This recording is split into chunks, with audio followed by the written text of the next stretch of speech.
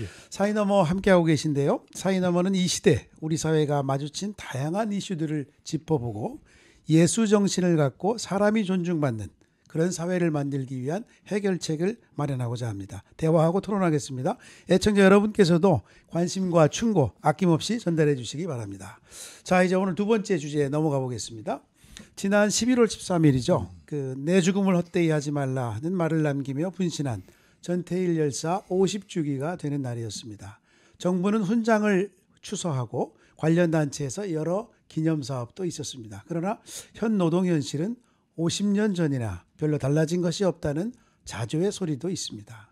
그도 그럴 것이 현재 대한민국 경제 수준이 세계 10위권 내로 비약적 발전을 했지만 막상 경제 발전에 크게 기여한 노동자들의 처우, 그와 상응하게 발전했느냐 하는 이 현실 때문입니다.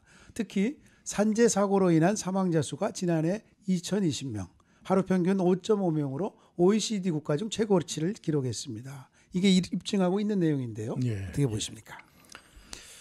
아마 그래서 지난 9월에 이 개신교를 비롯해서 이 천주교, 불교 이 3개 종단에서 중대재해 기업처벌법 입법 청원 운동을 시작을 했습니다. 아마 최근에는 정의당에서도 이번 국회에 발의했고요. 여기 이제 민주노총에서는 덧붙여서 근로기준법 11조 그리고 노동조합법 2조 이것을 덧붙여 법안 상정에 들어갔는데요. 이게 소위 요새 얘기로는 전태일 3법이라고 하는 네, 겁니다. 네. 그럼 이번 정기국회에서 무난히 통과할 것으로 목사님 보십니까? 글쎄 꼭 그렇게 제가 볼 수만 없는 것이 우선 이 법이 사업장에서 노동자들이 산업재해로 사망자가 발생하면 이 사업주를 형사처벌하도록 그렇게 됐습니다. 물론 그 전에도 이런 종종 처벌에 대한 그런 규정이 있었지만 네. 굉장히 솜방망이 처벌이었지요. 그래서 이번에는 이런 사망자가 발생할 시에 3년 이상 유기징역에 처하고 그리고 5천만 원 이상 2억 원, 10억 원, 예. 제 기억으로는 10억 원에 달하는 그 벌금형에 처하도록 이렇게 처벌을 굉장히 강화했습니다. 그런데 이런 부분에 대해서 우선 법조계에서 상당한 우려를 표명하고 있고 네. 그러다 보니까 좀 지금 민주당에서도 조금 더 이렇게 들여다 이렇게 좀 보고 있는 그런 형편인 것 같아요. 사실 이 재해 사고의 한 75% 정도가 5인 미만 사업장에서 발생한다고 합니다. 네. 그런데 실상 우리나라 사업장의 65% 가까이가 5인 미만 사업장 아닙니까? 그래서 그동안 이 법의 이 사각지대에 있던 것을 이번에 좀 노동자 민주노총 쪽에서 11조 또 노동조합법 2조 이런 개정 네. 등이 바로 이런 부분까지를 다 포함해서 노동자의 권익을 지켜야 한다.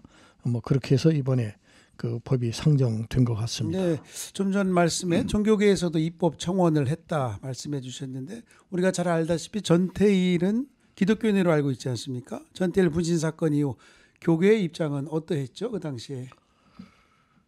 예, 사실 전태일은 감리교인이었습니다. 그런데 이 전태일 분신 사건 이후에 참 안타깝게도 그가 출석하던 그 교회에서는 자살한 사람은 장례를 치를 수가 없다. 그런 참 이유로 해가지고 이 장례를 거부했지요.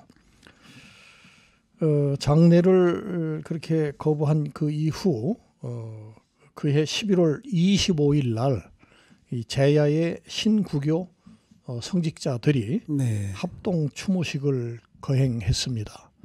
제가 기억에 남는 거는 그날 김재준 목사님이 추도사를 통해 가지고 오늘 우리 기독교인들이 여기 모인 거는 전태일 열사의 죽음을 애도한 것이 아니라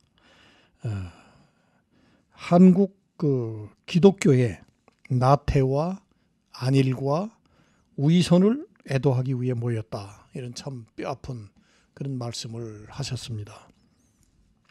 그 이후에 박형규 목사님이 당시 그 심호하던 제1교회에 형제의 집을 개설했습니다. 이것은 전태일 열사가 생전에 내게 내게 대학생 친구가 있었으면 참 좋겠다. 아마 그렇게 되면 이 노동 관련된 근로기준법 이것들을 좀 쉽게 아마 알 수 있어서 그렇겠죠. 그런 그 바람을 이렇게 실현한 것인데 그 이후에 이 공간에서 형제의 집이라고 하는 공간에서 대학생과 노동자들이 만나서 함께 토론하고 친교를 나누고 뭐 그런 공간으로 참 유용하게 그렇게 좀 쓰여졌습니다. 네, 저도 80년대 전태일을 배우면서 여러 가지 기억이 나는데요. 특히 이번에 50주기를 맞이해서 한 방송사의 다큐멘터리를 보면서 당시 설교를 하던 강원영 목사님의 생생한 목소리를 제가 한번 녹취를 기록을 해봤는데요. 예. 제가 빠른 속도로 좀 낭독을 해볼까 합니다. 23살의 젊은 몸을 자기 주위에서 시달림을 당하고 천대를 받는 이웃들을 위하여 자기가 할 수 있는 일을 하다가 최후에 아무것도 할 길이 없는 때 자기의 몸을 불살라가면서 호소를 하고 죽어간 그가 죄인입니까? 그렇지 않으면 이러한 사람들은 죄인이라고 딱지를 붙여놓고 교회 문을 잠그고 들어가 버린 그들이 죄인입니까? 어느 쪽이 죄인입니까? 이 비참한 이것은 어떤 나라 사람이 픽션으로 쓴 소설을 이야기하는 것이 아닙니다. 바로 우리가 살고 있는 한국 1970년 11월 바로 우리가 이 현실 속에서 보고 있는 사실입니다. 이것이 우리의 가슴 속에서 메아리치고 우리가 여기에 대해 어떤 분노를 느끼고 우리가 여기에 대해서 어떤 죄책감을 느끼고 우리가 여기에 대해서 어떤 사명감을 느끼지 못한다면 우리는 미랄 하나가 아니라 우리는 돌멩이가 되어버린 것만 것입니다. 돌멩이로 화해버린 크리스찬들, 돌멩이로 변해버린 교회들. 강 목사님이 이렇게 말씀하고 계셨는데 녹취를 읽으면서 제가 또 갑자기 가슴이 먹먹한데요. 한국 사회의 전기를 마련했던 이 역사적 사건, 전태일 분신 사건이 한국교회 산업선교로 이어졌나요? 당시 일반 기업하는 사람들 사이에서 제가 들은 말도 도시산업선교회, 도산이 들어오면 기업이 도산한다 할 만큼 산업선교하는 목사들을 불운시했고 또 정부 당국도 요주 인물로 감시하고 하지 않았습니까? 예, 맞습니다. 그런데 그 한국교회가 산업선교를 시작한 것은 이보다 좀 앞선 1960년대 그 기독교 장로회 소속 목사님이셨던 이국선 목사님, 이분이 나중에 기독교 장로회 총회장까지 역임하셨던 분인데요. 이분이 동인천을 중심으로 당시 그 대성 목재를 중심으로 해가지고 이 산업 선교 활동을 시작을 했습니다. 또 비슷한 시기에 그 조지 오글 그 목사님, 한국의 선교사로 오셨고, 마침 이분이 지난 그 한 2주 전 91세인가요? 그 나이로 한국 민주화를 위해서 굉장히 그 애를 많이 쓰신 분인데 작고를 하셨지요. 이분이 오셔서 인천 산업 선교를 시작을 했습니다. 그때 감리교회 조화순 목사님 그리고 조승용 목사님이 이 조지 오글 목사님의 지도를 받아가지고 본격적인 이 산업 선교를 위한 그 훈련을 이제 받았는데요. 그 훈련이라고 하는 것은 무엇보다도 먼저 노동자와 똑같이 되는 일이다. 그래서 그 노동자로서 다시 말하면 노동 현장에 직접 들어가서 상당 기간 동안 그들과 함께 그 희로애락을 나누고 또 그들의 아픔 또 그들의 바람 이것들을 정말 같은 친구로서 그렇게 나눴던 그런 훈련을 이 두 분 목사님이 받으셨죠. 그때 조화순 목사님은 동일방직 유명하죠. 그 동물 사건 네. 그 구사대 소위 그 회사 측에서 아주 비열하게 그 노동 운동을 준비하던 여공들에게 오물을 그렇게 아주 바르고 투척하고 했던 아주 대단히 그 큰 당시로는 사건이었습니다. 그 동일방직의 여공으로 다년간 일했고 조승용 목사님은 대성목재 노동자로 그렇게 소위 취업해서 노동 현실을 체험을 했습니다. 아마 그 이후에 이 노동 운동을 비롯한 수많은 이 대학생들이 소위 위장 취업, 아마 여기서 비롯된 게 아닌가 이렇게 생각되어집니다.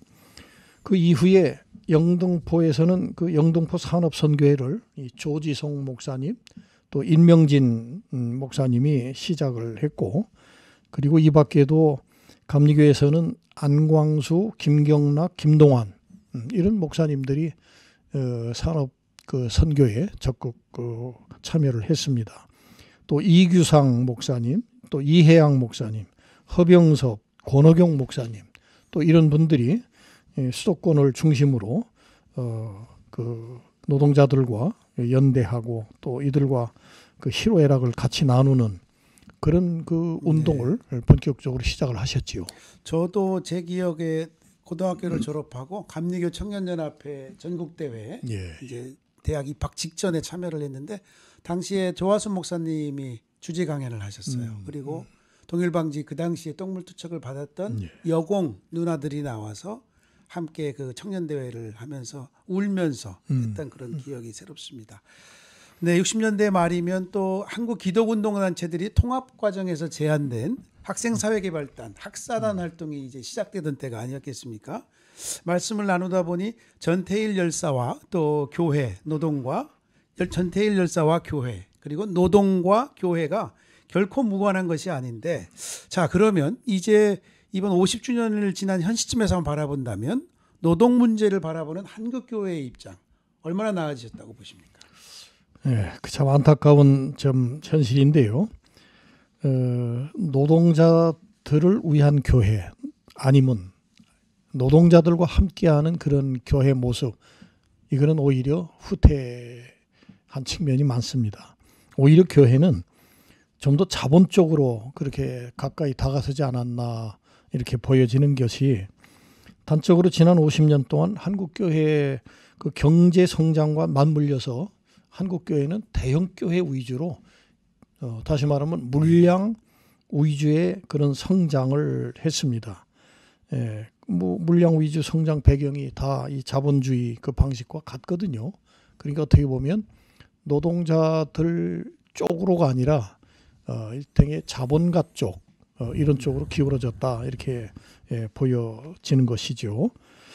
다만 지난 11월 5일 그 열사의 50주기를 맞이해서 NCC, 다시 말하면 한국기독교교회협의회하고 한국민중사학회, 또 기독교 사회선교연대회의, 앞서 말씀드린 영등포 산업선교회, 이런 이제 단체들이 연합해서 한국교회 전태일을 기억하다 그런 주제의 심포지움을 했다는 그런 소식을 이렇게 좀 들었는데, 뭐 그렇게 그 모인 수나 뭐 이것이 상당히 그 소규모로 그렇게 미미하게 이렇게 진행됐다는 그 씁쓸한 그 소식을 들었습니다. 네, 전태일 열사의 분신 당일 KSCF 초대 사무총장이었던 오재식 선생은 회고록에서 다음과 같이 회고하고 있습니다.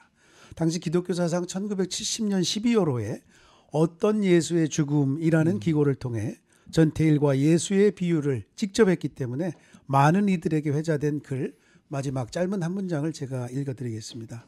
네가 장터에서 선동을 하고 네 목숨을 내어 맡길 때 교회는 철문을 굳게 잠그고 취침 시간을 엄격히 지키고 있었다.